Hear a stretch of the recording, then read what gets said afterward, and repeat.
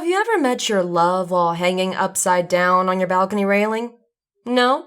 Well, here's my tragically romantic story of how I tried to sneak out of my house during a pandemic and landed in a hot guy's arms.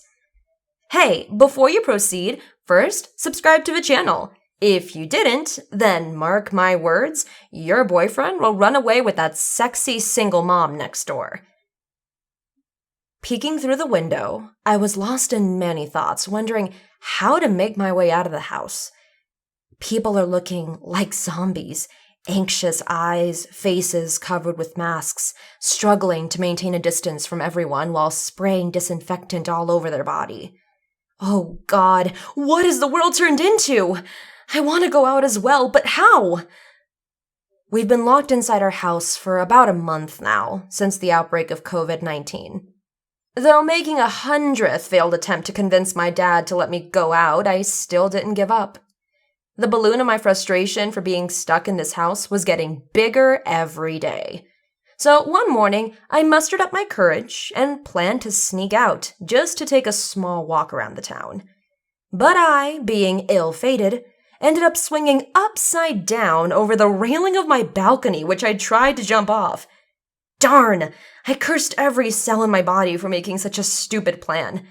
I was so badly stuck that I couldn't get a hold onto the railing to pull myself up. I was stoned to death thinking, what if my dad found out? I struggled too hard to get a good grip at the railing, but failed and went straight down to hit the muddy floor until someone caught me in his arms. We both fell on the bushy slope just across the muddy trail. It all happened so suddenly that my brain couldn't properly respond. I was being hugged tightly by a stranger. But wait a minute, let me check his looks. It's important to know if your savior is handsome or not. You know, just girly stuff. Am I sounding too cringy? So I pulled my head out from his strong, muscular chest and looked at his face.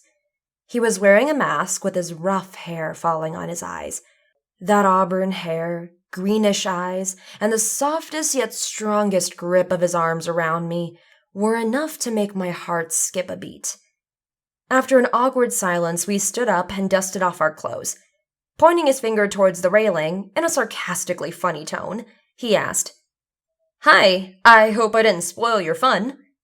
"Oh, that? I was just trying to sneak out. Wanted to go on a small walk, but got tripped off the railing. But, anyways, thank you so much." Confused and embarrassed, I tried to sound confident and cool in front of him. "I'm Steve. And you?" "Oh, I'm Lisa." Blushing deeply, I responded. He smiled back and I started walking. As expected, he followed. There was a little connection developing between us. I can sense that. "So, Lisa, where are you headed?"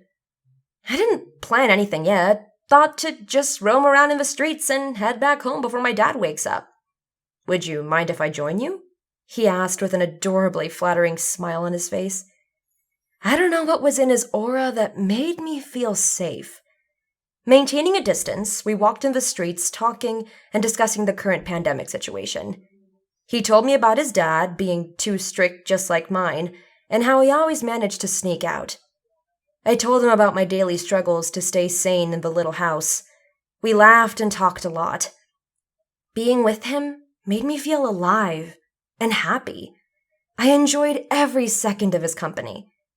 He showed me his house, and to my surprise, it was just a block behind mine, and our terraces were so closely constructed that I can even jump off to his. After spending an hour together, we head back home. That day, I was lost in my thoughts and was constantly stalking his Facebook profile. He sent me a request and we started chatting. I fell for him and we got deeply involved in each other. Every morning I would sneak into the terrace with freshly made sandwiches and he would come with coffee or juices. During this pandemic, we found love and peace in each other's company. We maintained a distance, used to wear masks as well, and stayed careful for not affecting each other of this deadly virus. We began to take care of each other a lot. We shared our lives' stories and made plans to travel together once the pandemic is over. We loved each other's company so much that we started meeting at the terrace in the middle of the night as well, when everybody in my house went to sleep. One day, he shared an adventurous plan and told me about a quiet place near the lakeside. We got up early before sunrise and packed our bags to head there. This time, he helped me get off the balcony railing, and we ran to discover that place. Upon reaching there, I saw a small cracked bench under a shady tree across the lake. That abandoned place looked like a piece of heaven, so beautiful and serene. He held my hand for the first time during all these months and took me there. We cuddled on the soft, wet grass and listened to the sweet, chirping voice of the birds. That moment was filled with passion, love, and an unbreakable promise of trust and devotion. The sweetest moment was when he sanitized his hands and softly cupped my cheeks, lovingly staring into my eyes. I saw purity in his intentions and felt the warmth of his love. I never knew life would be so unexpected and full of surprises just when I least expected.